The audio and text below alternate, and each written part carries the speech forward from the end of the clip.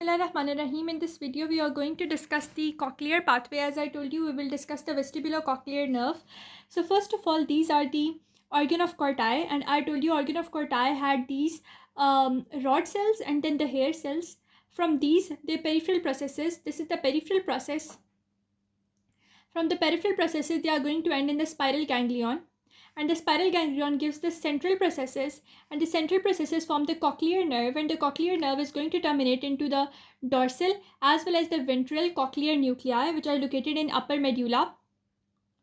From the upper medulla, the fibers, they are going to go from the medulla to the pons to the midbrain, then they will go into the thalamus.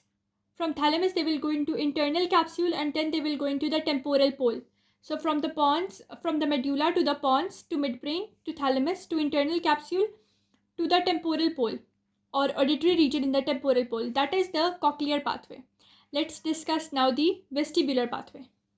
Now we are going to discuss the vestibular pathway. Like any other pathway, the vestibular pathway has these vestibular ganglion that are the bipolar ganglion. They have the peripheral process, they have central process.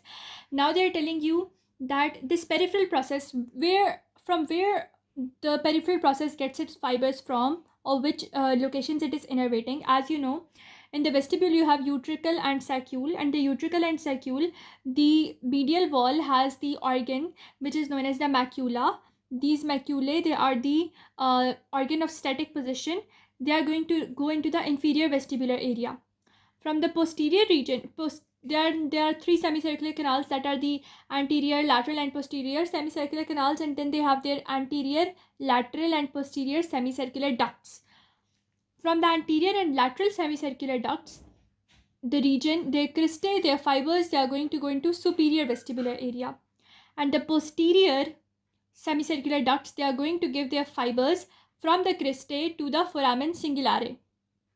So utricle saccule go to inferior vestibular area, lateral and anterior semicircular ducts go to superior vestibular area, and posterior semicircular ducts, they send their fibers to foramen cingulare. From here, the fibers are going to go into the vestibular ganglion, which is located in the internal acoustic meatus. Now this vestibular ganglion also has a central process. The central process ends into the upper medulla region, that is the vestibular nuclei. Now these vestibular nuclei, they are going to give their fibers via the inferior cerebellar peduncle to either the arcuocerebellum, or these vestibular nuclei, they send the fibers to the cranial nerve number 3, 4, 6 and 11, their motor nuclei in the brainstem. So that is how the cochlear pathway and the vestibular pathway are present. Now the main function of this vestibular pathway is to help in the movement of the eyes, the head, the neck and the trunk towards the portion or towards the region of the impulses, origin of the impulses, towards the region where the impulses are originating. So that is how the vestibulocochlear pathway is present. Now the facial nerve is also there. So until now we can understand from this whole thing that the middle ear, the inner ear is innervated by vestibulocochlear nerve, which has a cochlear pathway, a vestibular pathway, and certain portion of it is also innervated by facial nerve. Now facial nerve enters the petrous part of the temporal bone through the internal acoustic meatus. So you know you have external acoustic meatus and internal acoustic meatus. From the internal acoustic meatus, there is the facial nerve which is going to enter, and it travels in the internal ear and the middle ear and exits through the stylomastoid foramen. So what happens is, there is this region, internal acoustic meatus.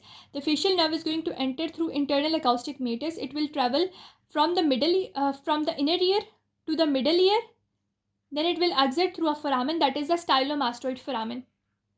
So this is the course of the facial nerve that it will be giving in the ear. It will not be innervating the ear, rather it will be passing through the ear.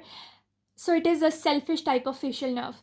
So with that, we are done with all other things related to it. And in the regions that you can see below, this is how the cochlear nerve arises in the cochlea. And there is this region which is the ganglion region. Posterior to the ganglion, the region which is innervating the cochlea, this is the peripheral process, and the region which is forming the cochlear nerve is the central process. Similarly, the vestibular ganglion, this process which is innervating the vestibuli and the semicircular canals or semicircular ducts, that is the portion that is known as peripheral portion, and the central portion is going to form the vestibular nerve, which is now going to the vestibular nuclei. So we know whole thing about the vestibulocochlear nerve and how it innervates the nuclei and what are its peripheral and central processes.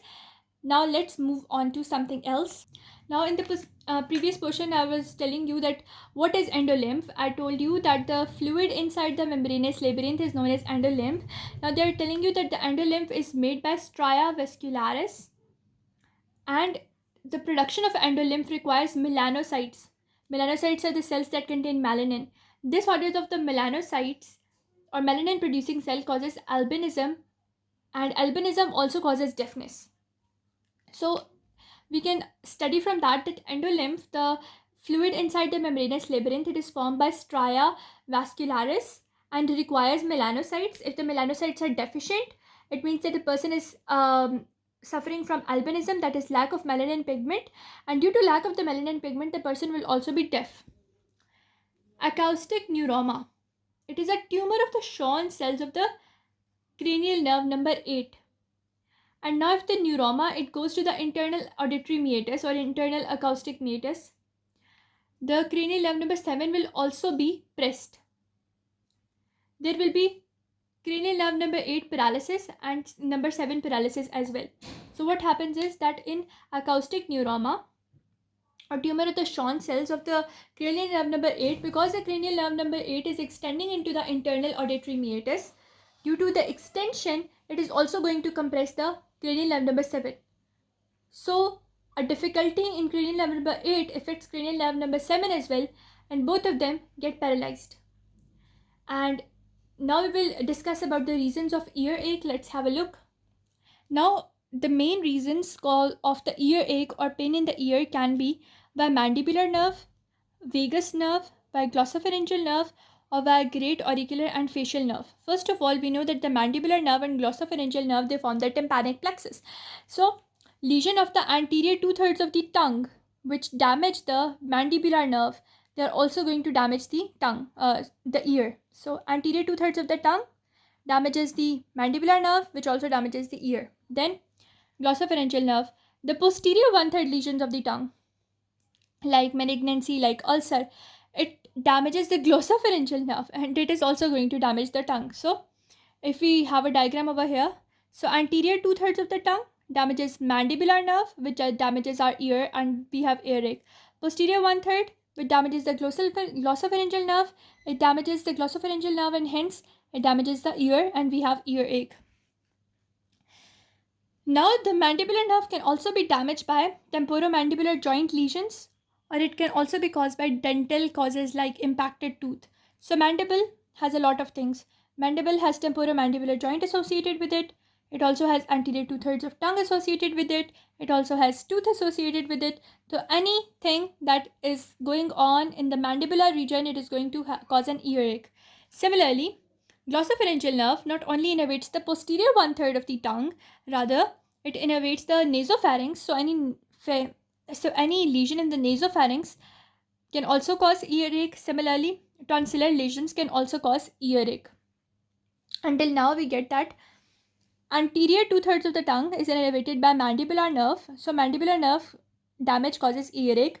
But apart from this anterior 2/3 of the tongue, damage to any tooth and damage to the temporomandibular joint, both of the three things, they are going to damage mandibular nerve and hence they are going to cause earache. Similarly, posterior 1/3 of the tongue, it was innervated by the glossopharyngeal nerve. But the glossopharyngeal nerve is not only damaged by this, but it is also damaged by nasopharynx lesion. Similarly, it is also damaged by the tonsillar lesions. So that is how glossopharyngeal nerve and mandibular nerve cause earache. Now by vagus nerve. So vagus nerve is the nerve of pharyngeal and laryngeal lesions. So any pharyngeal lesion or any laryngeal lesion which causes damage to vagus nerve will also cause earache. Similarly, now cervical spine lesion, neck lesion, geniculate herpes, all these things which damage the great auricular nerve, the facial nerve. Apart from the geniculate herpes, you can have like facial herpes, you can have herpes on the lips. all of that is going to damage the great auricular as well as the facial nerve, and hence you will have earache. So this was the major pathway, major reasons for earache. I hope you understood each and everything related to earache. Now in the next video, we will discuss something else. Now we are done with our ENT region, or we are done with our ear and its anatomy. I hope you understood each and everything that I tried to teach you guys. Allah Hafiz.